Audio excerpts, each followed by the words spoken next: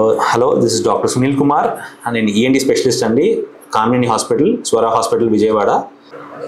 So, inflamed adenoids అనేది ఒక term అండి. ఇన్ఫ్లేమ్డ్ అడినాయిడ్స్ అంటే నథింగ్ బట్ ఇన్ఫెక్షన్ అండి జనరల్గా. సో ఎప్పుడైనా మనకి జనరల్గా రెగ్యులర్గా ఇన్ఫెక్షన్స్ వస్తుంటాయి. సో అడినాయిడ్ టిష్యూ కూడా ఇన్ఫెక్ట్ అయ్యే ఛాన్స్ ఉంటాయి. దానికి జనరల్గా ఏంటంటే అప్పుడు ఇన్ఫ్లమేషన్ ఆఫ్ అడినాయిడ్స్ అనేది ఉంటుందండి. సో మనం ఏం చేస్తామంటే దానికి జనరల్గా యాంటీబయాటిక్స్ పెడతాము.